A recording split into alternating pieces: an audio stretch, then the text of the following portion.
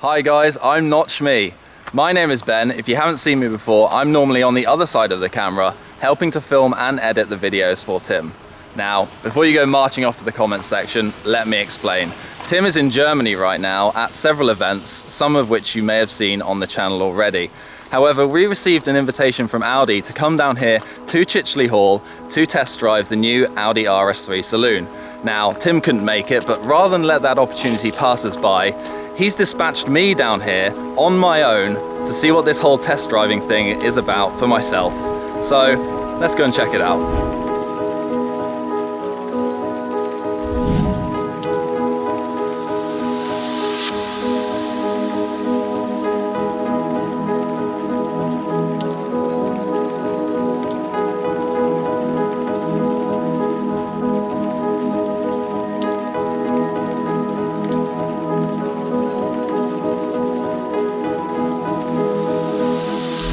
This is where we're based for the day at Chicheley Hall, and Audi has brought along several examples of both the Saloon and the Sportback models of its RS3. Now, I'm going to be driving the Saloon today, as Tim has done a video on the Sportback on the channel, which you can find if you should wish. But I just want to draw your attention to the original Quattro from the 1980s, sat pride and center here. But after the briefing, we're going to go out for a drive ourselves.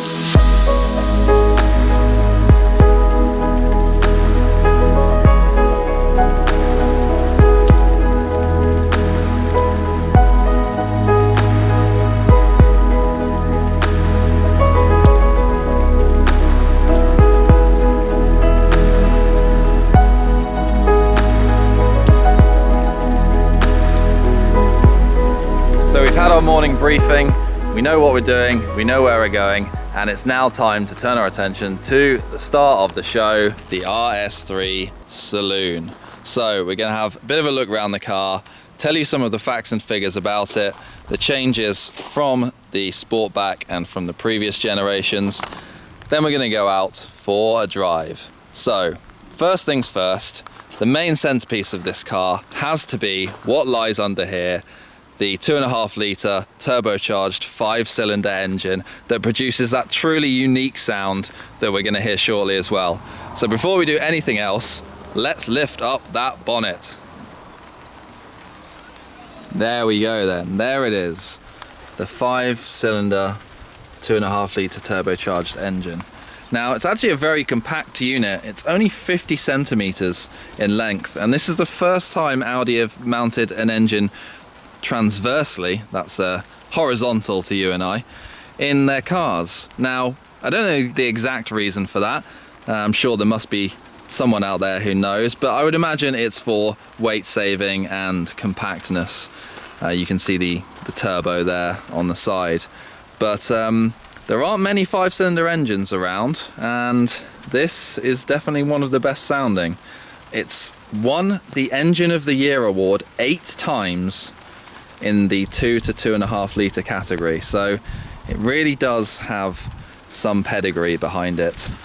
The engine of this car really is the centerpiece. It puts out 400 PS, 400 horsepower in a car like this. It also produces 480 Newton meters of torque, and the car only weighs 1,515 kilograms. That puts it at the very top of the performance to weight ratio in its category, beating out the AMG A45 and the BMW M2. Now, it's 26 kilograms lighter than its predecessor, and they've achieved that through a number of ways of weight saving. They've made the engine from magnesium and lightweight alloys, and even gone as far as to drill out the crankshaft for weight saving. Things like that are rarely found on road cars, much more common on race cars. So they really have gone some lengths to make this the most powerful car in its class. The styling, well, it's traditional Audi, isn't it? We have the very aggressive tail lights and little carbon boot spoiler here. To be fair, the top half of the car is fairly restrained. If you just look along its silhouette here, could be anything really. It's only once you start to look at the lower half of the car that the aggressive RS signifiers come into display. I do like this sort of double-bladed sill here with the Quattro letters. These wheels, I believe these are the 19-inch options with the diamond cut granite. Not sure if I like them personally, although they do kind of suit the car. So, let's have a little look on the inside and then go for a drive.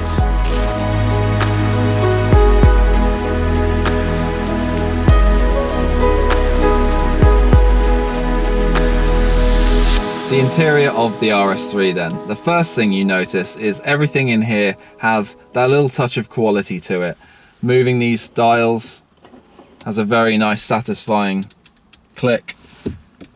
Everything feels really well made. I do like this touch on the steering wheel of the Alcantara hand positioning combined with the leather top and of course the flat bottom of the traditional RS steering wheel. It's quite plain and simple. Nice carbon fibre stripe across the middle of the dash here and a few little red tints here and there to remind you that you're driving an RS model. When you power on the car, you're immediately greeted by Audi's virtual cockpit display. The needles sweep over and this is where it can give you adjustable information about your revs, speed, pressures, temperatures, etc.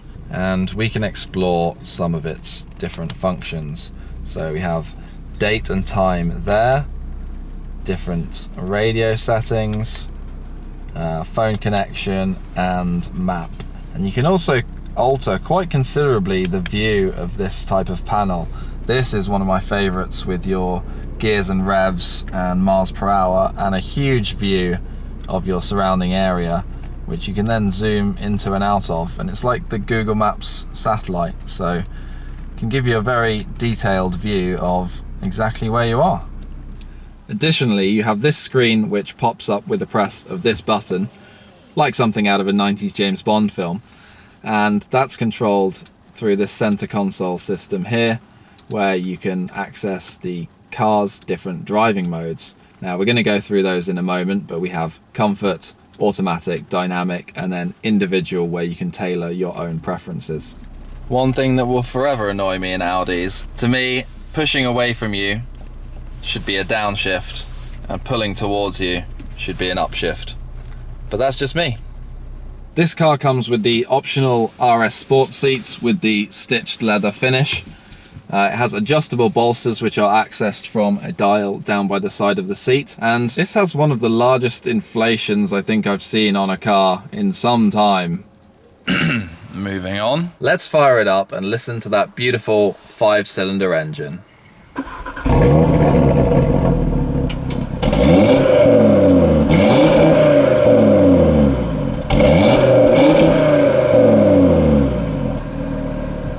Let's get moving then into drive and off we go. So I think if we pop the drive select mode into comfort, let's just see what that's like to start with. Turn right out of here, I think,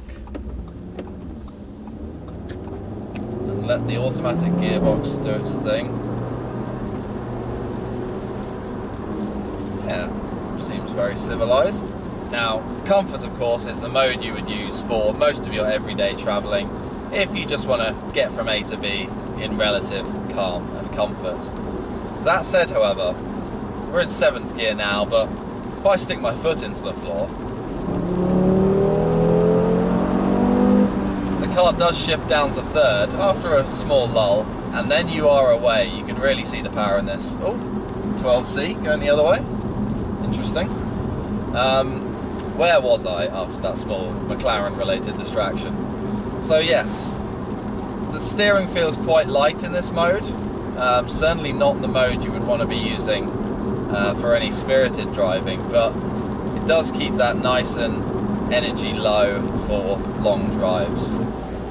Really, we want to have a look at dynamic. So this firms everything up, giving you A harder ride, yes, but better braking, better handling, even better acceleration. And it also beefs up that exhaust note somewhat. So I found myself a nice little country lane, middle of nowhere. We're in dynamic. Let's put it into manual, second gear.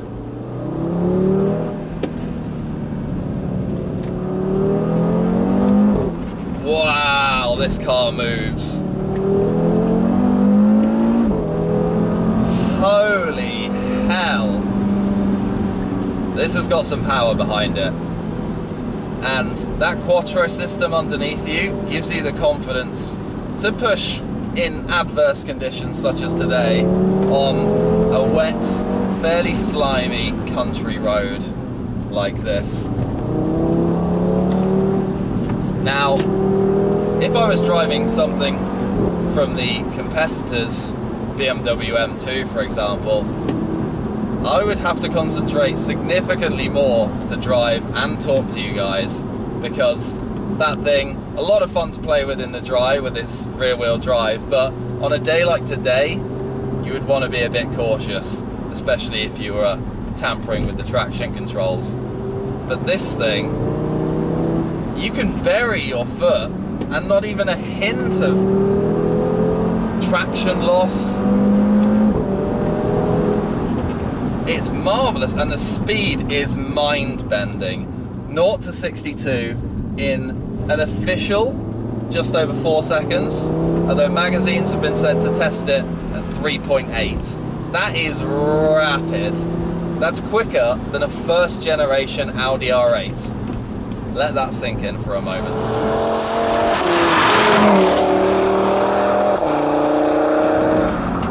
Let me tell you, I am loving that noise.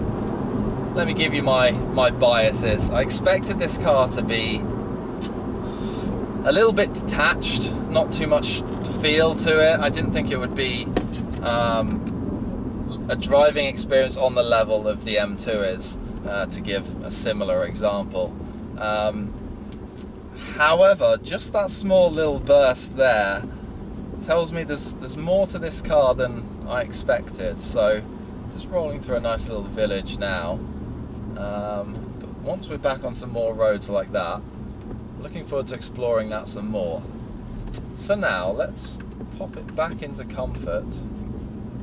Oh yeah, I can immediately feel the steering lighten up there. Back in dynamic mode, you do get a little bit more weight to it, a bit more resistance, and a little bit more road feel as well. I can start to feel some of these little imperfections in the road surface. Now, one of the options available for this car is the RS suspension. Essentially, it means that the car can adjust itself based on its current state. And it does give quite a hard ride. I don't know if you can tell that, but it is a little bit jittery in here, let's say. I wouldn't want to drive these sorts of roads for too long, or on a daily basis, let's say, without the adaptive suspension. I just think without it, these sorts of roads might be a bit too hard. On the silky smooth German autobahns, I'm sure it's absolutely fine, but on the back roads of Old Blighty, it can get a bit bumpy. But we've left that village, so I think it's time for another play.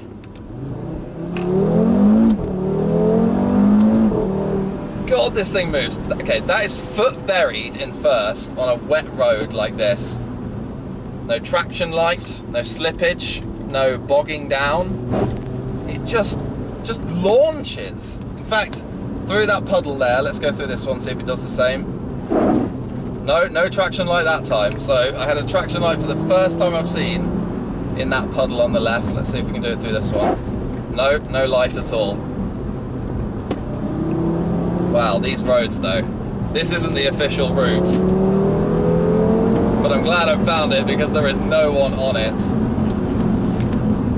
And it is a roller coaster. Huge puddle on the left here.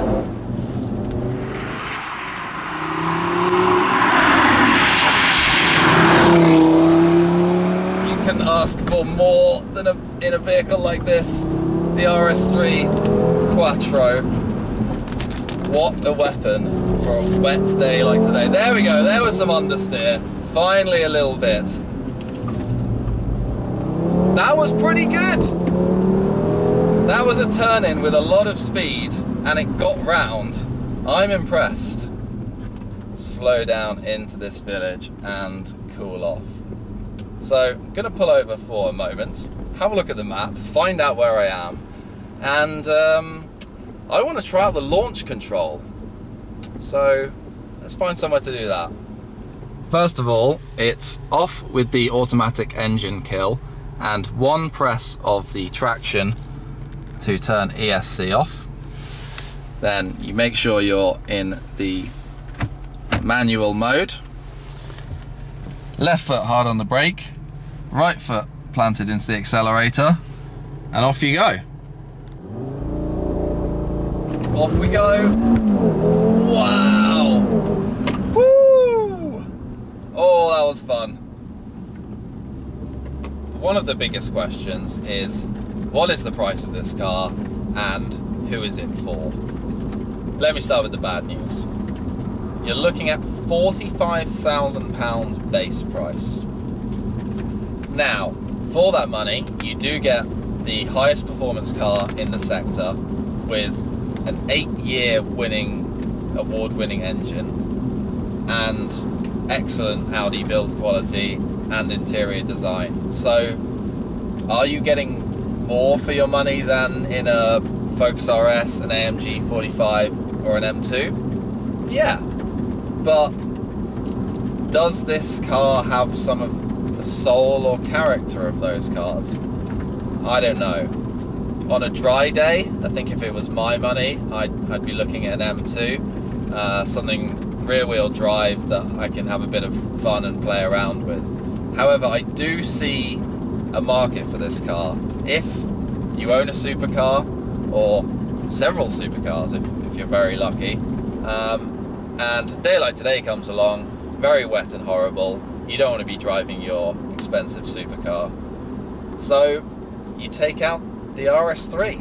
You're going to have a hell of a load of fun, it makes a nice noise, and you have that impenetrable safety net of the Audi Quattro system underneath you, meaning you're never going to fall off the road, no matter how flat-footed you are. So, and it's practical. Let's not forget, even in the saloon version, which obviously loses a little bit of that boot storage, you can fold the seats flat or almost flat and get some more boot space out of it. On the way back to the base now, and I should probably give you some of my final thoughts and conclusions on the car. To be honest, it surprised me. I expected it to be a little bit muted in comparison to its particularly German rivals. However, it's very engaging to drive. I would put a lot of that down to just how much confidence you feel when driving the car. With that four-wheel drive system under you, you can be a complete insensitive moron with the throttle pedal and it's going to keep you stuck to the black stuff. That means you can push pretty hard and get a fun driving experience out of it. Now, it's not going to deliver the same experience as something rear-wheel drive, but on a day like today, is that what you would want? Maybe not. Now, this car, probably not for everyone. Could this work as your daily driver? Yeah, it could. It's a kind of one-size-fits-all kind of car. Certainly entertaining, makes a nice noise. Styling is subjective. It's practical, even though it doesn't have the boot space of its sportback brethren. You can still fit a lot of stuff in here, and 4 to 5 people. Now, it does beg the question a little bit, why would you take this, the Saloon, over the Sportback? Because if you're in the market for this kind of car, practicality is somewhere near the top of your list. Otherwise, there are innumerable other options that are cheaper and arguably more exciting. So why would you sacrifice some of that practicality for next to no gain? I don't know. Maybe one of you in the comments has an answer for me. Maybe it's down to purely stylistic reasons. I could see that. But they are, for all intents and purposes, the same car. Same weight, same power, same 0 to 60. You have reached your destination. You name it. The destination is on the left side. The destination is here. We've arrived back at Chichley Hall.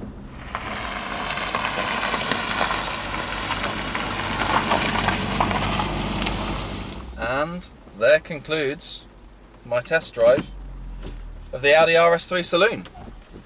That was a lot of fun. I have to say a big thank you to Audi and for Tim for sending me down here and trusting me to bring this review to you guys.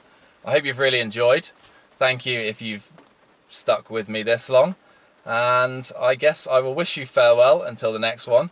Please subscribe to the channel and Tim will probably see you tomorrow. Thanks. Cheers, guys.